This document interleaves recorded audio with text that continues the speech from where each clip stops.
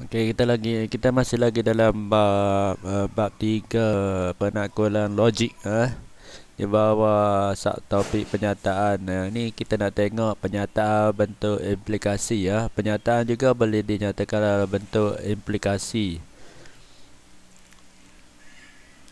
Okey, implikasi ni terdiri daripada dua bentuk yang utama.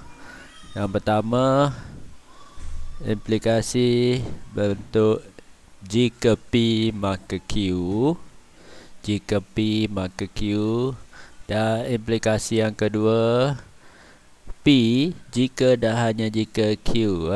Implikasi bentuk yang kedua ialah P jika dan hanya jika Q.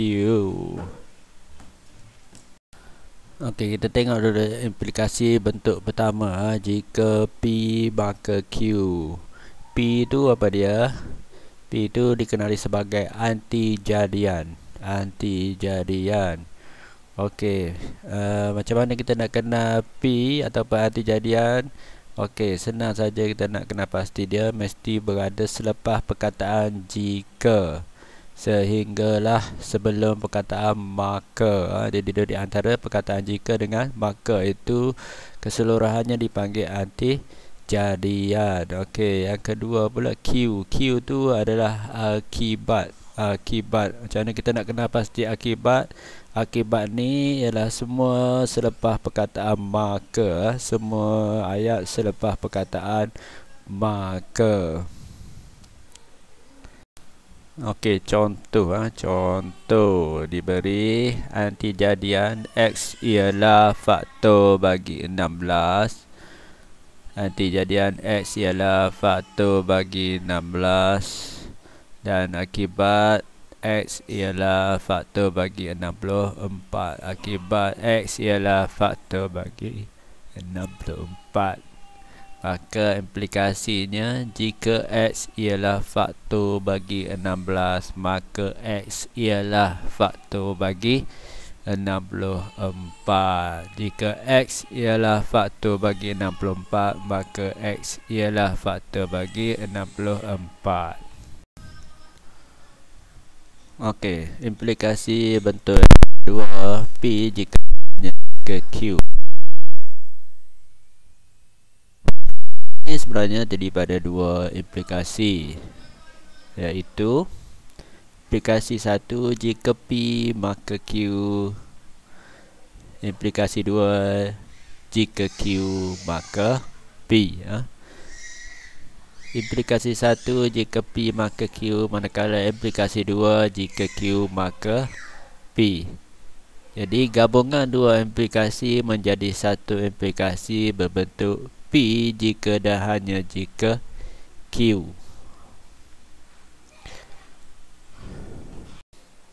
Contoh implikasi 1, jika X lebih kecil daripada 6, maka X tambah 10 lebih kecil daripada 16. Itu implikasi 1. Manakala implikasi 2, jika X tambah 10 lebih kecil daripada 16, maka X lebih kecil daripada 6. Jadi implikasi gabungan daripada dua implikasi itu menjadi X lebih kecil daripada 6 jika dan hanya jika X tambah 10 lebih kecil daripada 16.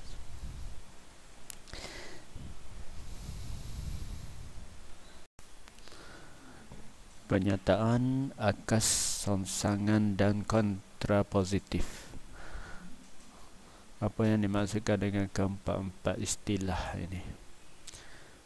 Okey, pernyataan seperti biasa, pernyataan dalam bentuk implikasi kita ada jika P maka Q. Jadi daripada sini kita boleh pecahkan kepada 3, iaitu yang pertama akas. Akas ni apa dia? Akas ni adalah lebih kurang implikasi, cuma dia terbalik. Apa dia? Jika Q maka P. Jika Q maka P. Tadi Q di belakang, kita letak di depan. Manakala P di depan tadi dalam pernyataan, kita letak di belakang. Itu cara nak ingat. Okey, seterusnya kita ada apa? Kita ada songsangan. Songsangan ni pula macam mana?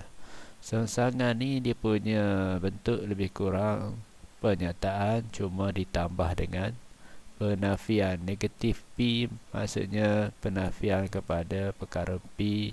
Negatif Q bermaksud penafian kepada perkara Q. Okey. Jadi kita boleh buat kesimpulan bahawa songsangan ni merupakan penyataan ditambah dengan penafian. Okey, ditambah dengan penafian. Penafian apa dia? Tambah perkataan tidak, bukan ataupun tidak sama. Okey, seterusnya yang kita akhir kita ada kontrapositif. Kontrapositif.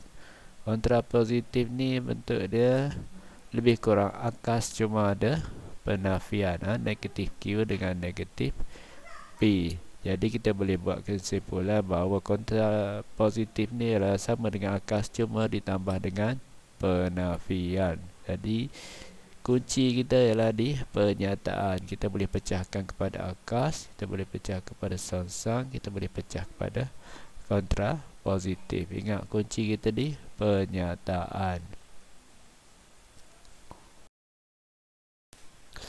Okey, contoh soalan. Kita ada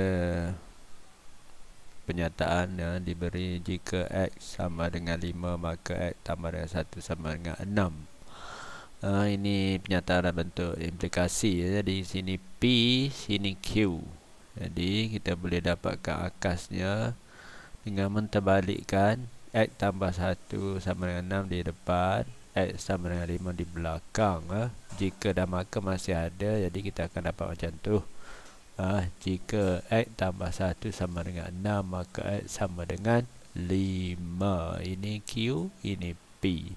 Okey, seterusnya kita nak buat songsangan. Songsangan ni kita salin daripada pernyataan tu. Dia masih sama dengan pernyataan, cuma bezanya dia ada penafian. Cuma tambah penafian. Oleh kerana sama dengan, jadi tidak sama.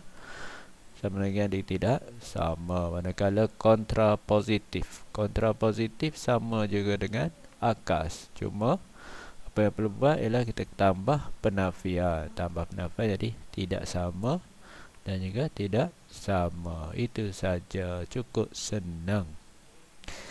Pernyataan, akas, songsangan dan kontrapositif. Kuncinya di mana? Di pernyataan. Kita boleh turun akas, boleh turun songsangan, boleh turun kontrapositif.